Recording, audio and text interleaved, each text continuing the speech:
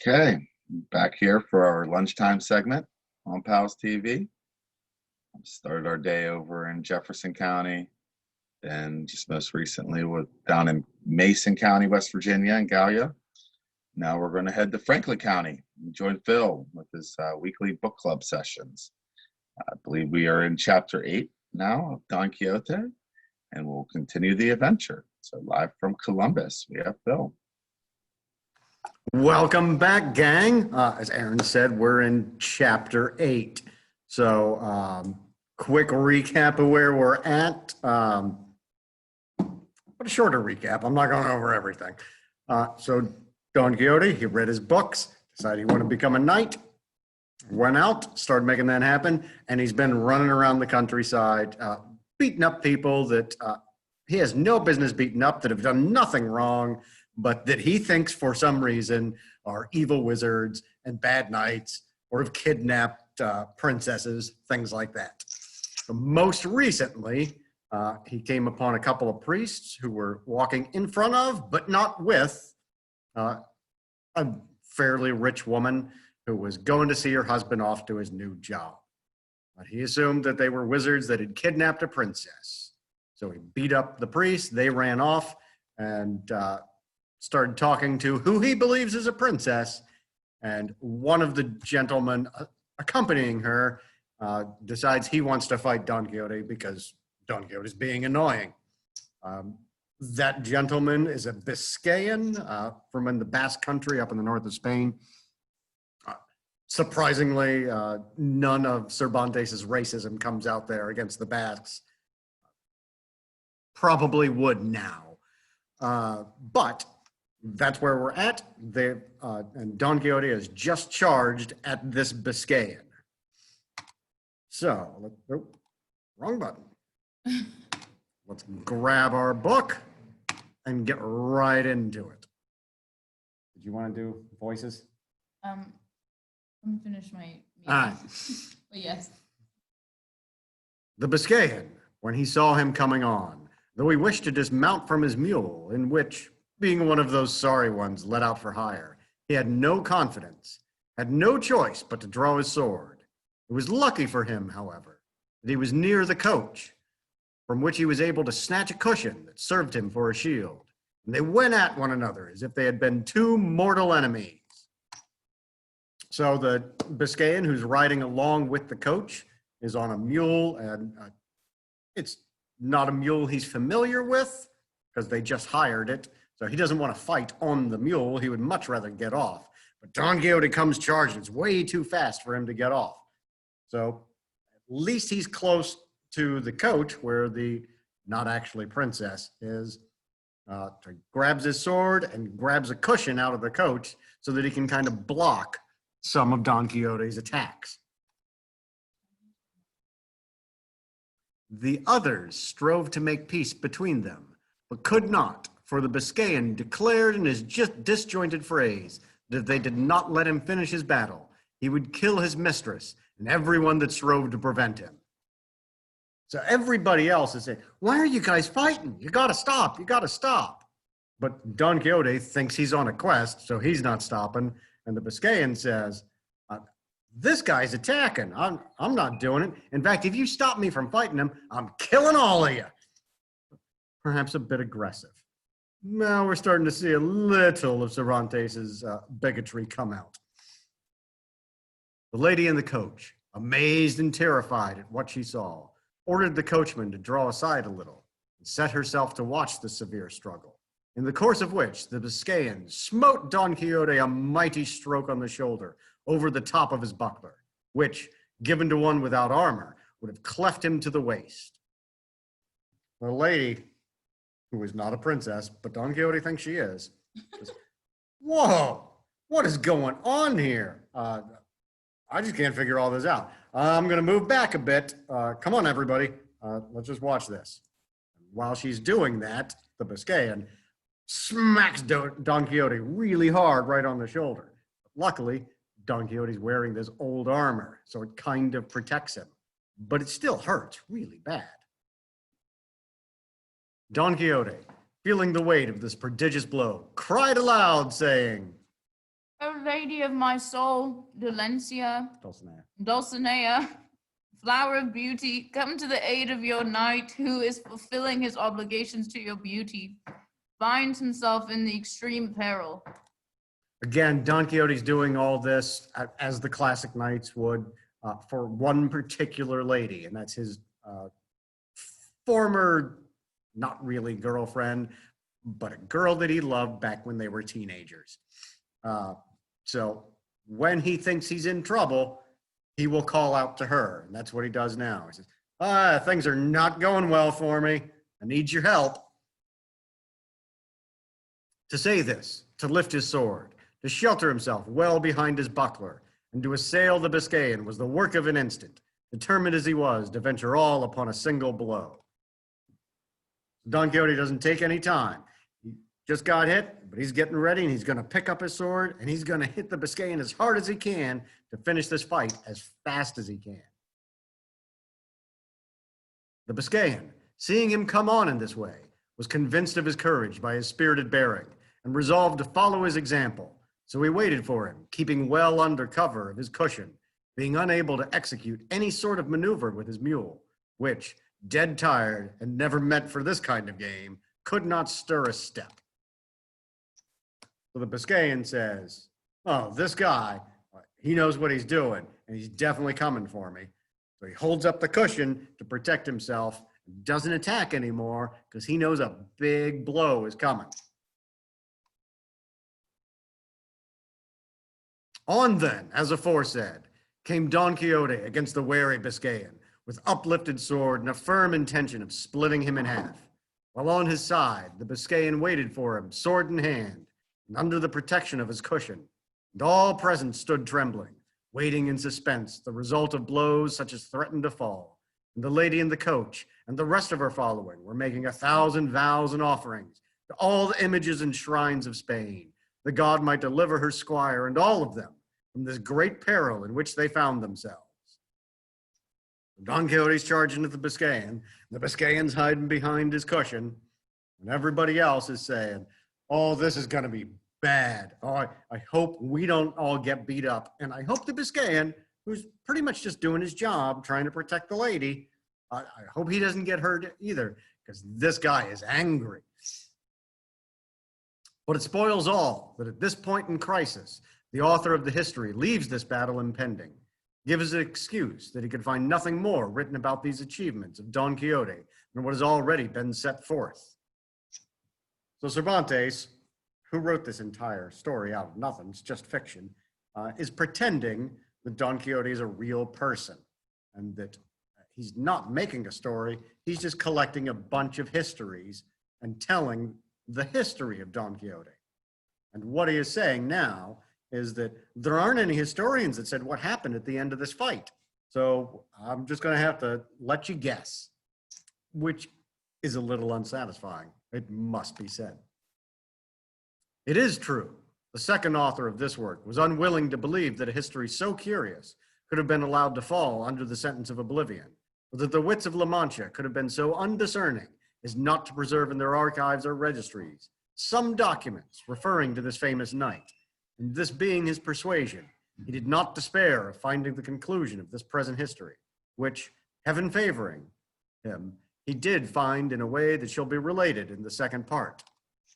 Now Cervantes says, ha, I fooled you. Somebody else did find out what happened in this fight, and we'll get to it in just a second. But now I have to end the chapter. So now we move on to chapter 9, which will be the end of this fight. Come on, click. Click correctly. In the first part of this history, we left the valiant Biscayan and the renowned Don Quixote with drawn swords uplifted, ready to deliver such furious slashing blows that if they had fallen full and fair, they would at least have split and cleft them asunder from top to toe and laid them open like a pomegranate. And at this so critical point, the delightful history came to a stop and stood cut short without any intimation from the author where what was missing was to be found. So Cervantes is just telling us what just happened in case we took a pause between chapters. So they're still about to fight. And he says, well, that first historian, they didn't know anything. This distressed me greatly, because the pleasure derived from having read such a small portion turned to vexation at the thought of the poor chance that presented itself of finding the large part that, so it seemed to me, was missing of such an interesting tale. Again, he's complaining. This is really disappointing that this historian, who I've just made up, didn't actually finish the story. It appeared to me to be a thing impossible and contrary to all precedent that so good a knight should have been without some sage to undertake the task of writing his marvelous achievements, a thing that was never wanting to any of those knights errant who, they say, went after adventures. For every one of them had one or two sages as if made on purpose, who not only recorded their deeds, but described their most trifling thoughts and follies, however secret they might be. And such a good knight could not have been so unfortunate as not to have had what Platier and others like him had in abundance. So Cervantes is making a joke here.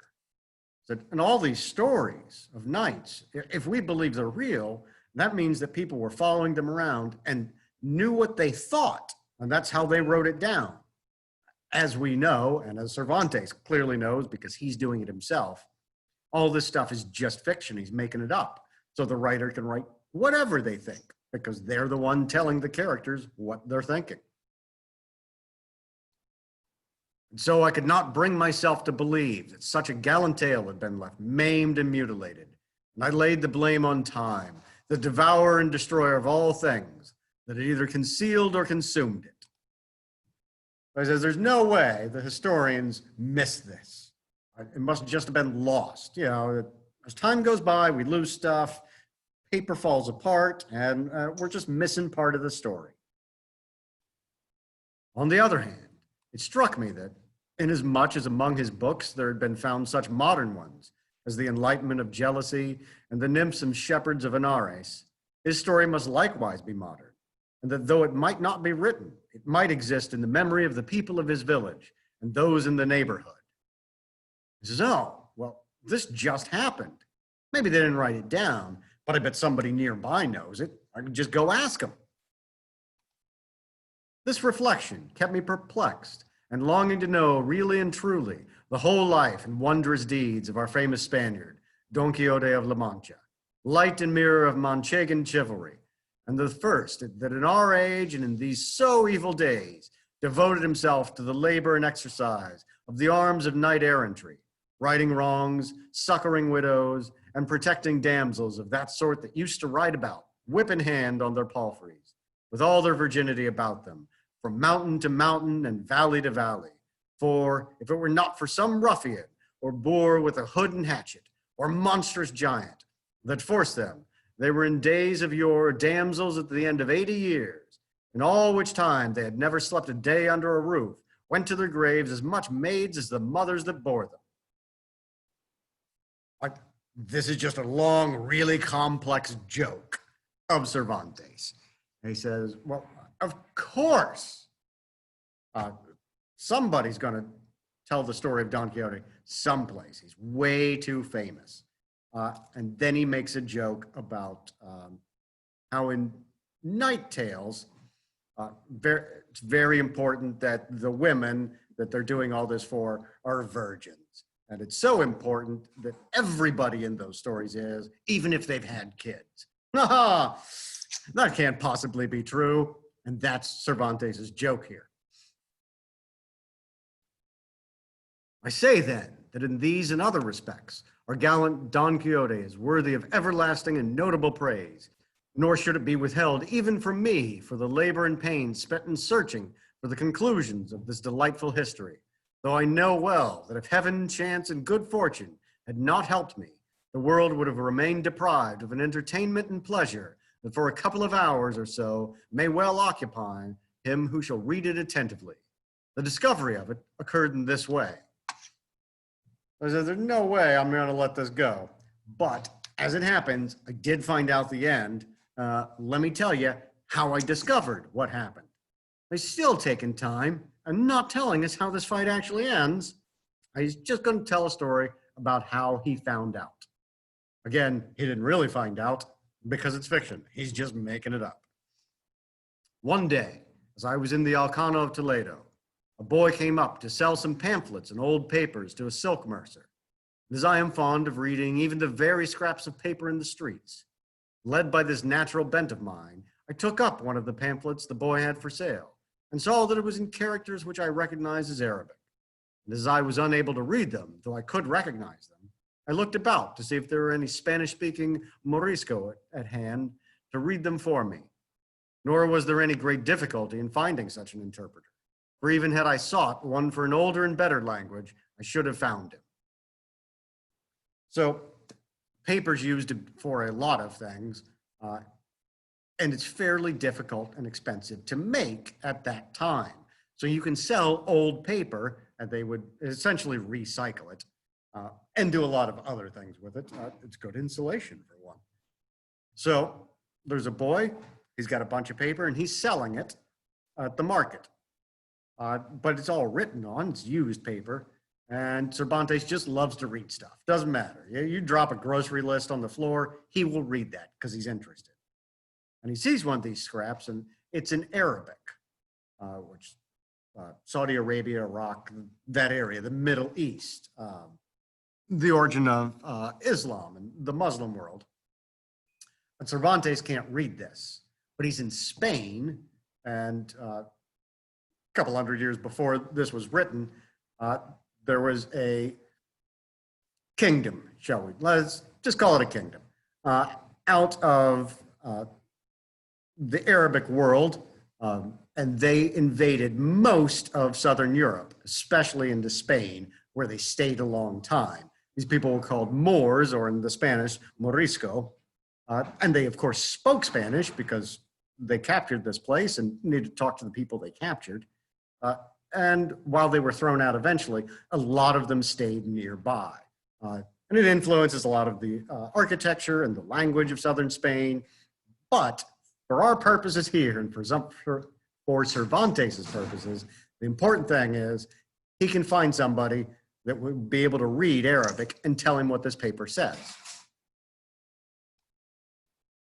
Oh, that was too high. In short, chance provided me with one, who, when I told him what I wanted and put the book into his hands, opened it in the middle, and after reading a little in it, began to laugh. He says, oh, good, I found a guy. And he starts reading right away and starts laughing at what he's reading. I asked him what he was laughing at, and he replied that it was something the book had written in the margin by way of a note. He says, it's not the book I'm laughing at. Somebody was writing in it, making notes themselves, and that's funny. I bade him tell it to me, and he, still laughing, said, in the margin, as I told you, this is written. This Dulcinea del Toboso, so often mentioned in this history, had, they say, the best hand of any woman in all La Mancha for salting pigs. What's funny about this is we keep talking about Dulcinea because Don Quixote thinks she's this wonderful, noble, beautiful woman. But somebody wrote a note that knew her and says, oh, she's just a peasant farmer. She keeps pigs, and she's really good at keeping pigs. She's not noble.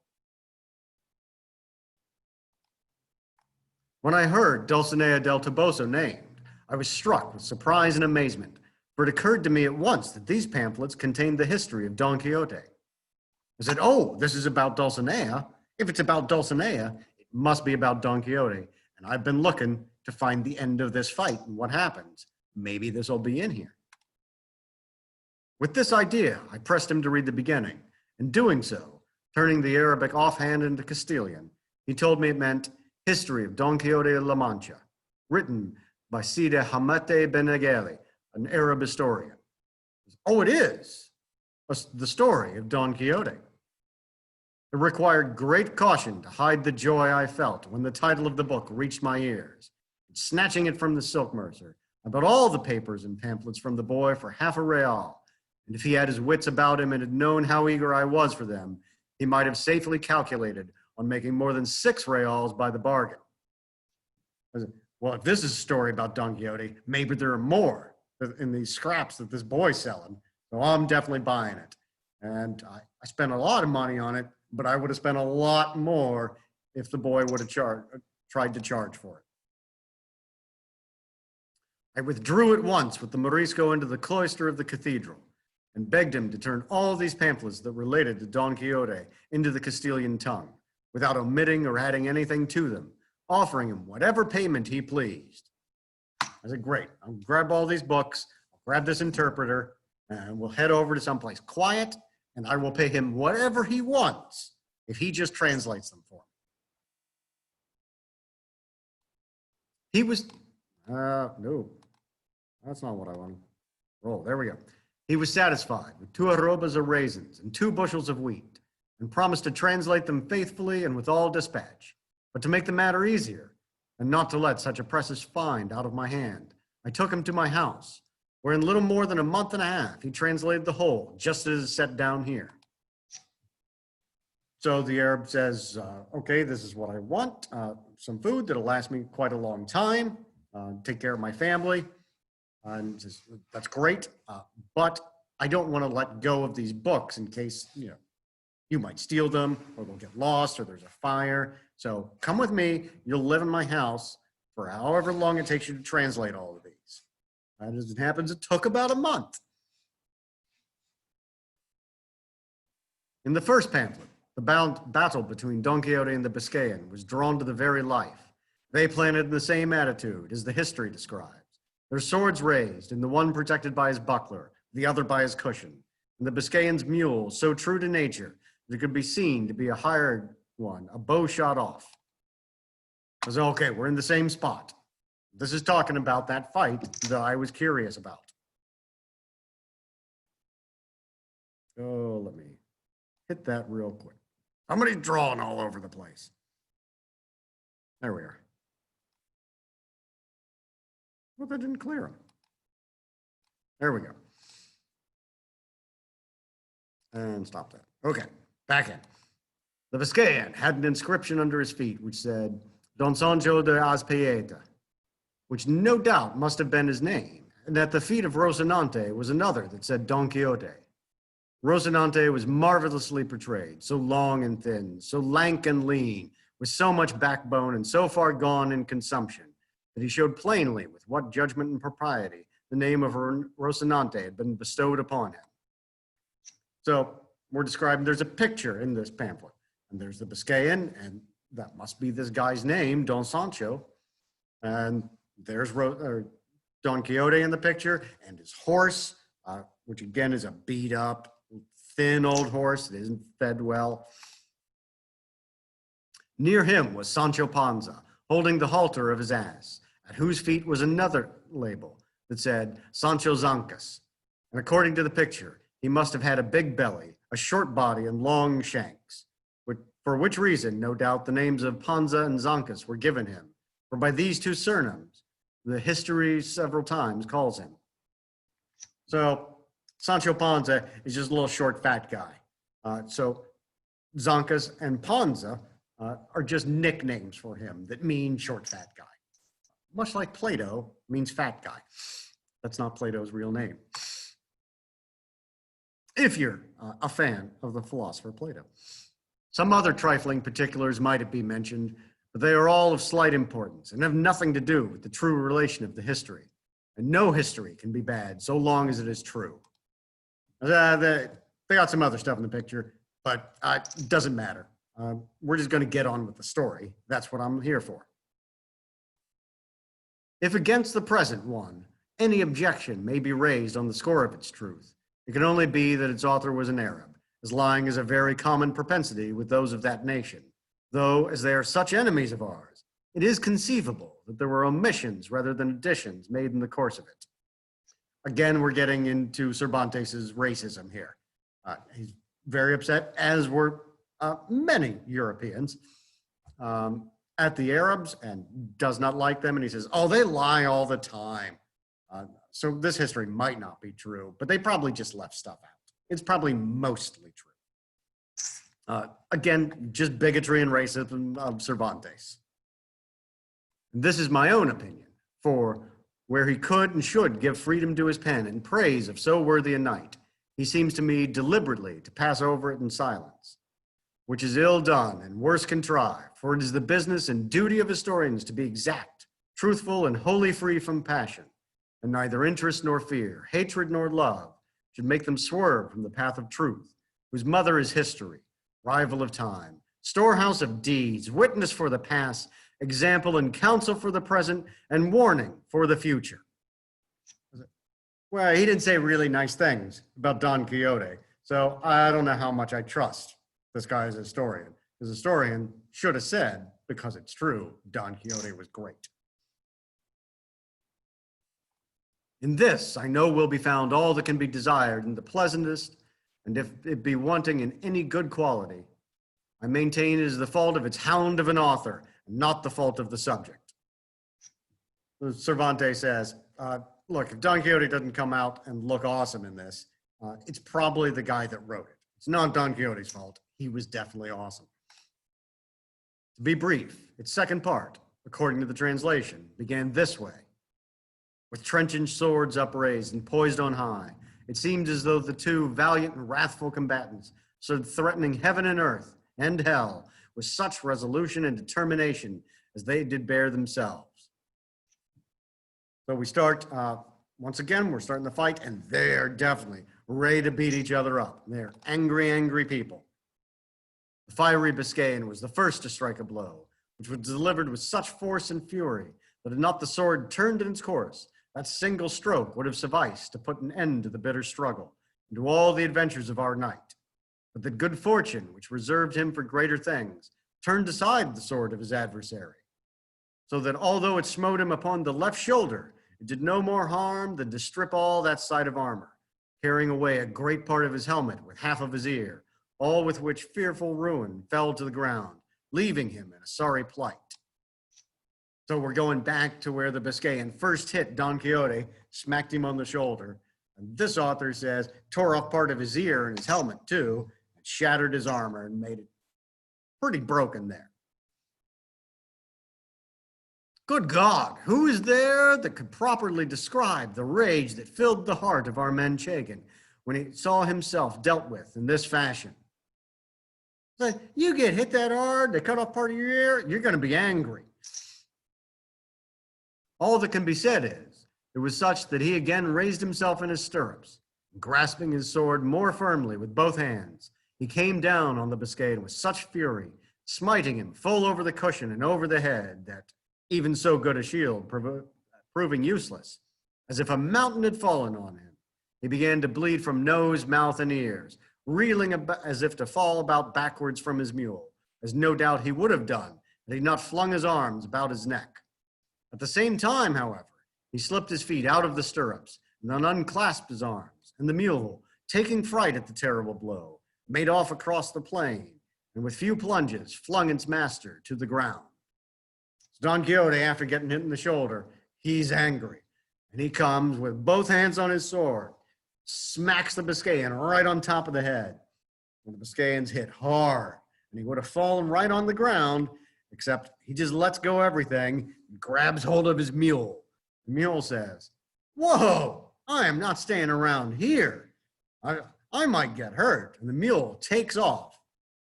And the Biscayan's not keeping a very good saddle. He's not holding on to his mule that well, except about the arms. So after a little while, the mule taken off trying to get out of this area, the Biscayan falls right off his mule. Don Quixote stood looking on very calmly, and when he saw him fall, leaped from his horse and with great briskness ran to him, and presenting the point of his sword to his eyes, bade him surrender, or he would cut his head off. Don Quixote says, "Yep, knock that guy off his mule."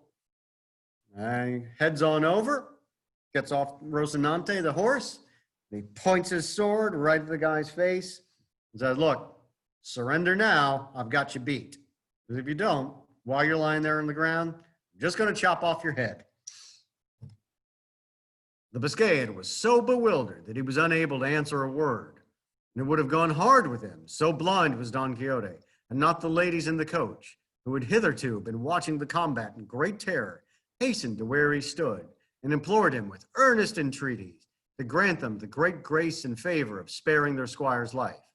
To which Don Quixote replied with much gravity and dignity, "In truth, fair ladies, I am well content to do what ye ask of me, but it must be on one condition and understanding, which is that this knight promise me to go to the village of El Toboso, and on my behalf present himself before the peerless Lady Dulcinea, that she deal with him, as she'll be most pleasing to her."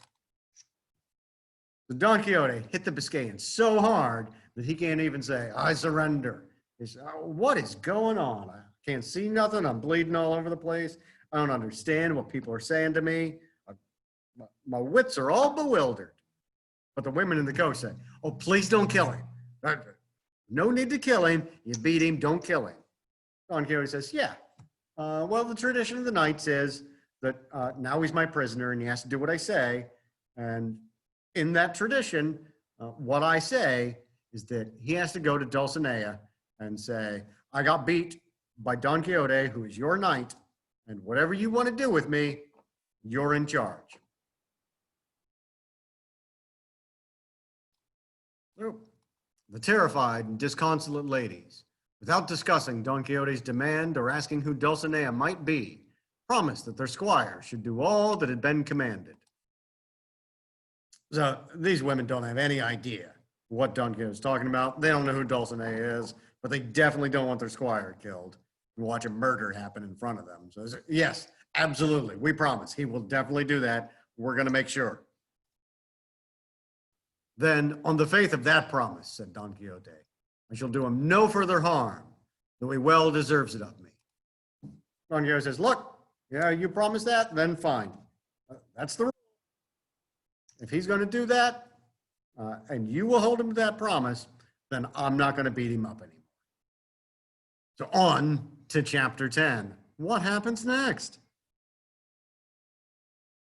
Now, by this time, Sancho had risen, rather the worse for the handling of the friar's muleteers, and stood watching the battle of his master, Don Quixote, and praying to God in his heart that it might be his will to grant him the victory, that he might thereby win some island to make him governor of, as he had promised. So Sancho, as you remember, had to fight with the people carrying the baggage, and they beat him up pretty bad, but they weren't going to try and kill him or anything. But that's all done with while Don Quixote is having his fight, and Sancho just watches that one and says, "Oh, he's having one of these nightly adventures. Maybe he's going to win an island, and I'll get to be in charge of it. That'll be great." Seeing, therefore, that the struggle was now over, and that his master was returning to Mount Rocinante, he approached to hold the stirrup for him. And before he could mount, he went on his knees before him, and taking his hand, kissed it, saying, "May it please your worship, Señor Don Quixote, to give me the government of that island which has been won in this hard fight. For be it ever so big, I feel myself in sufficient force to be able to govern it as much and as well as anyone in the world who has ever governed islands." So Don Quixote's leaving the fight. He's getting back on his horse. So Sancho, as the squire, is going to help Don Quixote back on the horse. And he says, "Hey, did you just win an island? Because time to give me an island if you want an island. Said you were going to give me an island. I need that island." To which Don Quixote replied, "Thou must take notice, brother Sancho, that this adventure and those like it are not adventures of islands, but of crossroads, in which nothing is got except a broken head or an ear the less. Have patience, for adventures will present themselves from which I may make you not only a governor, but something more." Don Quixote says, when you're just out on the road and you run into some people, you're not going to win an island in that fight. These are just the fights that we fill the stories with. But don't worry, we're definitely going to get to a fight where I can win an island. You will at least be the governor. Maybe, like I said, I can make you a king too. Sancho gave him many thanks, and again kissing his hand and the skirt of his hauberk, helped him to mount Rocinante, and mounting his ass himself, proceeded to follow his master, who at a brisk pace, without taking leave or saying anything further to the ladies belonging to the coach, turned into a wood that was hard by. So Sancho says, "Oh, this is great. Thanks so much." He's kissing his hand, he's kissing his shirt, and says, "Oh, this will be great." get on your horse. I'm going to go get over here, get on my ass. Let's take off. And Don Quixote just says, all right, we're done. Adventure here is over. And hey, there's a little wood right next to us. We're going to go into that little forest. Sancho followed him at his ass's best trot, but Rocinante stepped out so that, seeing himself left behind, he was forced to call his master to wait for him. So Rocinante might be an old sick horse, but there's a horse that's quite tall and have long legs. And Rocinante, trotting off, is gonna leave this tiny little donkey that Sancho's riding well behind. So it's, hey, wait up, Don Quixote. You gotta slow down. I can't keep up. Don Quixote did so, reining in Rocinante until his weary squire came up, who on reaching him said, it seems to me, Senor, it would be prudent in us to go and take refuge in some church, for seeing how mauled he with whom you fought has been left, it will be no wonder if they give information of the affair to the Holy Brotherhood and arrest us. In faith, if they do, before we come out of jail, we shall have to sweat for it. Sancho says, you know what? We should probably head to a church because we just beat this guy up pretty bad. And they're probably going to tell people and we'll get arrested. But according to the law right now, if we're in a church, they can't arrest us if we're in there. So we should definitely go to a church because I don't want to go to jail. Peace, said Don Quixote, for where hast thou ever seen or heard that a knight errant has been arraigned before a court of justice, however many homicides he may have committed? Don Quixote says, you don't got to worry about that. I'm a knight. Knights kill all sorts of people. They don't ever go to jail for it. Move on. Yep, there we go. I know nothing about almacils, answered Sancho, nor in my life have had anything to do with one. I only know that the Holy Brotherhood looks after those who fight in the fields, and in that other matter, I do not meddle. And Sancho says, I don't know about these courts and the laws and things like that. I don't touch them, but I know that there is this one group of cops, and if you fight people, they definitely come and put you in jail. I've seen it. Then thou needst have no uneasiness, my friend, said Don Quixote, for I will deliver thee out of the hands of the Chaldeans, much more out of those of the Brotherhood. Don't worry about it. If they come and try and arrest you, I'll take care of it. I know you were in a little fight there, but if they arrest you, I will break you out. But tell me, as thou livest, hast thou seen a more valiant knight than I in all the world?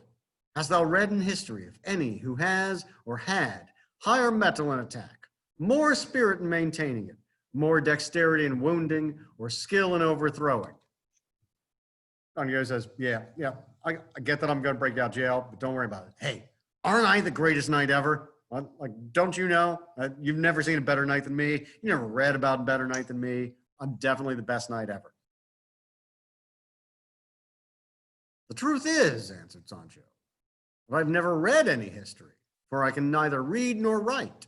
But what I will venture to bet is that a more daring master than your worship I have never served in all the days of my life. And God grant that this daring be not paid for where I have said. What I beg of your worship is dress your wound, for a great deal of blood flows from that ear. And I have here some lint and a little white ointment in the alforjas. So, I suppose you're probably the best knight, but I can't read, so I've never read any stories about knights.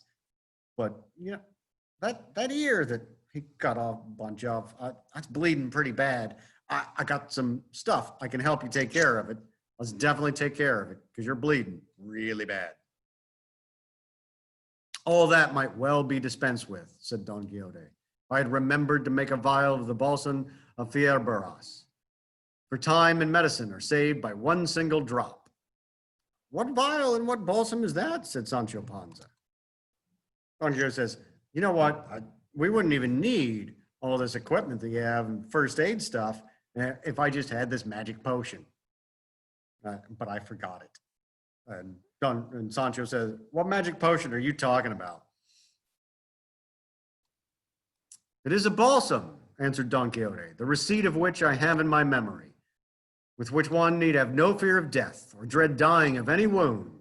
And so when I make it and give it to thee, thou hast nothing to do. When in some battle thou seest they have cut me in half through the middle of the body, as is wont to happen frequently, but neatly and with great nicety, ere the blood congeal, to place that portion of the body which shall have fallen to the ground upon the other half, which remains in the saddle, taking care to fit it on evenly and exactly. There's this magic potion, and they can chop me right in half. All you need to do is put the halves together really quick and make sure it's even. I don't want to be all weird to the side. Just keep me even and put the two halves of me together, even though I'm definitely dead. Then thou shalt give me to drink but 2 drops of the balsam I have mentioned, and thou shalt see me become sounder than an apple. As they split me in half, just put me together and give me a little drink of this, and I will be absolutely okay.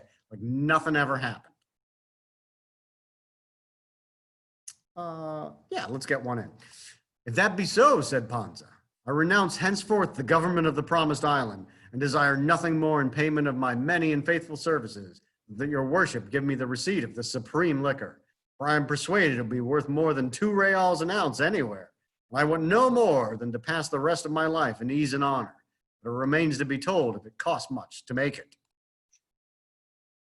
And Sancho says, whoa, if you got something that can do that, we could sell this stuff.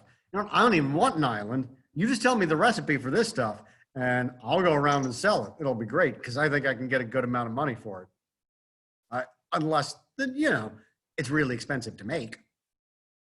With less than 3 reals, 6 quarts of it may be made, said Don Quixote. Sinner that I am, said Sancho. Then why does your worship put off making it and teaching it to me? I said, no, it's really cheap to make. What? Then tell me how to make it, man. What are you doing? Peace, friend, answered Don Quixote. Greater secrets I mean to teach thee, and greater favors to bestow upon thee. And for the present, let us see to the dressing, for my ear pains me more than I should wish. I said, oh yeah, I'll definitely tell you that, but it's not important we do it right now. And I got a bunch of other great stuff that I'll definitely tell you. But right now, you're right. This ear's bleeding and it's starting to hurt really bad. So you should take care of that. All right, so we'll go ahead and leave our story for now. At the end of, where are we? Chapter 9 now. So that's where we're at. Don Quixote's bleeding. He's won his fight for once. I suppose that he did win this very first fight when he was made a knight, but he's been getting beat pretty bad, but he's doing well. And now they've got a plan, and they're going to go off on their next adventure. And with that, we'll kick it over to continuity. Thank you, Phil. Always a pleasure. Love these book club sessions each week, live from our Columbus program. Next, we're going to be heading over to, stay in Franklin County, but joining our friends at AOTL and doing some art to kick off the afternoon. So thanks again, Phil, and stay with us as we head over to AOTL. Take care, gang.